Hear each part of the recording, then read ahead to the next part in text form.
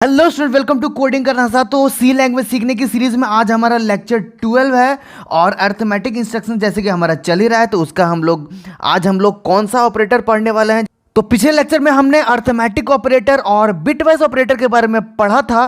तो आज हम लोग जिस ऑपरेटर के बारे में पढ़ने वाले हैं वो है रिलेशनल ऑपरेटर्स। तो रिलेशनल ऑपरेटर भी कोई ज़्यादा बड़ी बात नहीं है, उसमें जब मैं कोड में बताऊंगा तो आप लोग बिल्कुल अच्छे से समझ जाएगा कि वो आखिर होता क्या है। तो अभी मैं आप लोगों को शॉर्ट में बताता हूँ कि ये सारे जो हमारे सिंबल्स हैं ये हमारे रिलेशनल ऑपरेटर्स हैं। और रिलेशनल ऑपरेटर के बारे में आप लोगों को ये चीज़ जानना जरूरी है, ये जब आउटपुट आप लोगों को देगा तो ये जब it always gives output in 0 and 1, तो हमेशा या फिर ये 0 आउटपुट देगा या फिर 1 आउटपुट देगा। तो ये कैसे होता है आप लोग कोड में अच्छे से समझ जाएगा।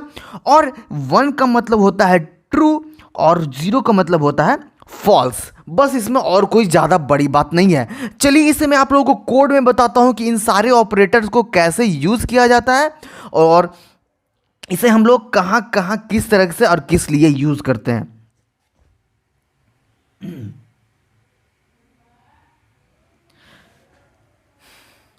तो चलिए अब चलते हैं देव C plus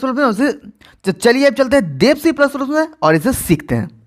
students, relational operator में ये सारे ऑपरेटर हैं जैसे कि मैंने अभी आप लोगों को बताया। तो इन सारे ऑपरेटर का यूज करके आंसर 0 और 1 ही में कैसे आएगा वो हम लोग जानेंगे। तो जब ट्रू होगा तो 1 आएगा और जब फॉल्स होगा तो 0 आएगा। एक्सप्रेशन, यहां पे हमें एक्सप्रेशन पर ध्यान देना है। तो अगर मैंने x में लिख दिया 3, ये जो फर्स्ट वाला है ये वाला सिंबल ग्रेटर देन वाला, तो अगर मैंने यहां पे लिख दिया 3 ग्रेटर देन 2, ओके, फिर हमने प्रिंट करा दिया,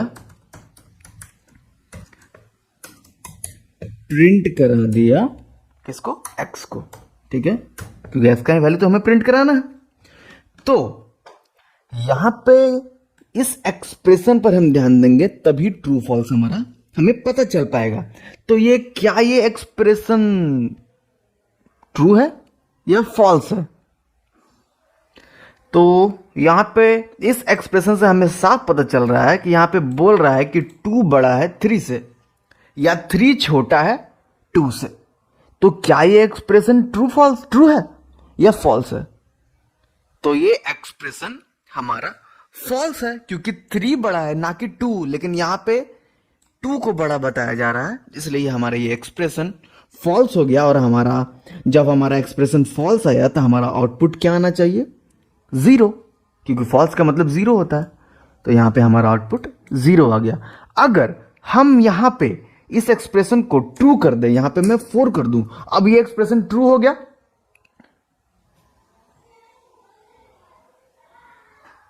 तो जब ये एक्सप्रेशन हमारा ट्रू हो गया तो हमारा आंसर क्या आना चाहिए, मतलब कि आउटपुट क्या आना चाहिए? 1 आना चाहिए। बिल्कुल, ये हमारा आउटपुट 1 आ गया। ओके, बस उसी तरीके से इसका भी है। अगर इस साइड का हम लोग यहां पे यूज करते हैं स्मॉलर देन का भी मतलब यही हुआ। तो स्मॉलर देन का मतलब क्या हुआ? इस एक्सप्रेशन का मतलब क्या हुआ? ये बोल रहा है कि 3 जो है बड़ा है 4 से। तो क्या 3 बड़ा है 4 से? नहीं, फॉल्स। तो फॉल्स का हमारा 0 आंसर आना चाहिए। तो यहां पे हमारा 0 है ना। बस उसी तरीके से सारे ऑपरेटर्स काम करते हैं।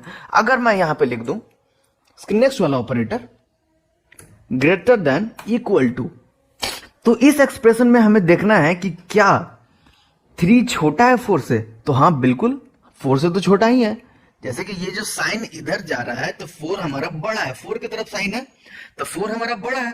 तो 4 तो हमारा बिल्कुल ये ट्रू हो गया। और इक्वल अब हो या ना हो, एक बार ट्रू हो गया ना तो ये आंसर हमारा ट्रू ही आएगा, मतलब कि 1 ही आएगा। तो आप लोग इसे भी अब अच्छे से समझ गए होंगे। और अगर मैं यहाँ पे साइन चेंज कर दूं तो जो अगला वाला जो हमारा ऑपरेटर है ये वाला, अगर इसे मैं इधर कर दूं तो अब क्या हो गया? 3 पर चला गया तो 3 बड़ा होना चाहिए। जब ये साइन इधर की तरफ दिखा रहा है तो 3 बड़ा होना चाहिए 4 से। तो क्या 3 बड़ा है 4 से? नहीं, तो यहां फॉल्स हो गया। और जब ये फॉल्स हो गया तो हमारा आउटपुट भी फॉल्स ही आएगा, 0 आएगा। अब आप लोग सोच रहे हो कि इक्वल कब होगा, तो मैं यहां पे इक्वल कर देता हूं आपके लिए 4। तो अब 4 बड़ा तो नहीं है 4 से, ना कि छोटा है, तो इक्वल है। तो इस वाले का तो काम खत्म।